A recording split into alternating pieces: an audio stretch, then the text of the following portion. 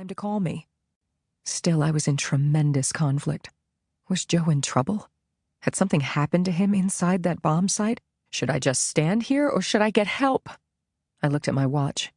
He'd been gone for 12 minutes. Now 13.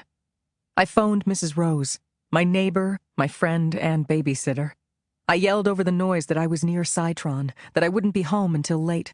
I was calling Brady when, as if tapping the keypad had triggered it, another bomb went off. The force of that explosion obliterated every other sound, including my own voice screaming, "Joe!" I broke for the entrance to the pier, but before I reached it, I was stopped by 3 firefighters who blocked my way and pulled me off to the side and out of harm's way. I fought back. "Jesus Christ, I'm a cop! My husband's in there! Give me some help, would you please? I have to find him!" One of the firefighters said to me, "Officer, you can't go in. Not now. Please stand back. Stand there. We'll get him out as soon as we can." The firefighters were doing their best to control an unstable situation, and I didn't hold it against them. I stood where I'd been directed to stand, out of the path of the rescue squads and with a pretty good view of what had been Citron's entrance. I prayed that Joe would walk out onto the sidewalk. Please, God, let Joe be safe. That's what was in my mind when the medical examiner's refrigerated trailer rumbled through an opening in the barricades and parked on the trolley tracks that ran down the middle of the Embarcadero. I turned away from the mobile morgue and looked out over the bay as I called Joe's number again and again, hitting the redial button incessantly and getting no reply. Since Joe wasn't answering, I called my friends and my partner, and I know they heard the terror in my voice. They could do nothing but say, "How can I help?" I said to each, "I'll call you later." And then I was fresh out of lifelines.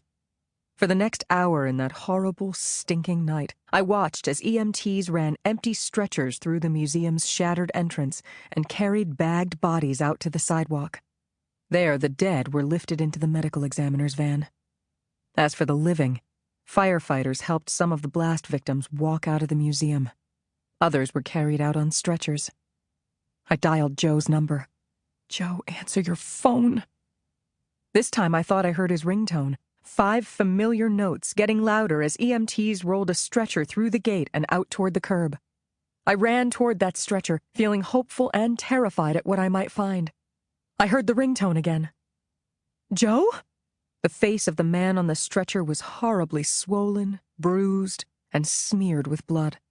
His left arm rolled out from under the blanket that covered his body, and I saw the wedding ring I had placed on his finger when we were standing together inside a gazebo facing Half Moon Bay. We'd vowed to love each other in sickness and in health. I gripped his shoulder and said, "Joe, it's Lindsay. I'm here." He didn't answer. Was he alive? I ran alongside his stretcher, stayed with him in the triage area, where he was swiftly assessed and lifted through the open doors of an ambulance.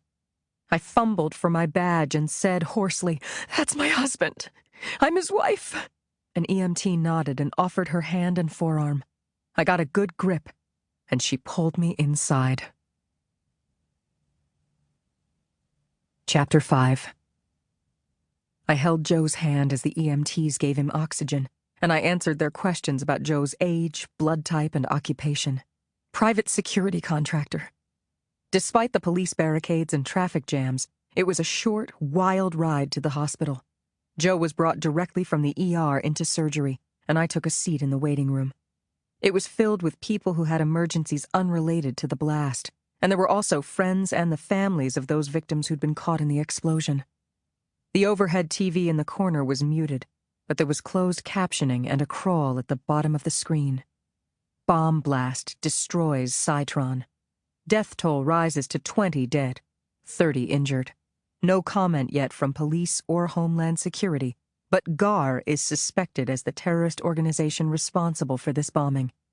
No one has claimed responsibility.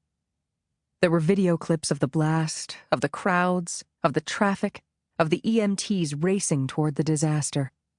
The clips were horrific, and they triggered my own vivid memories of the explosion I had seen and felt. Images that were playing on a closed loop inside my mind. I was watching the TV when another clip came on. A microphone was put up to the incident commander's face.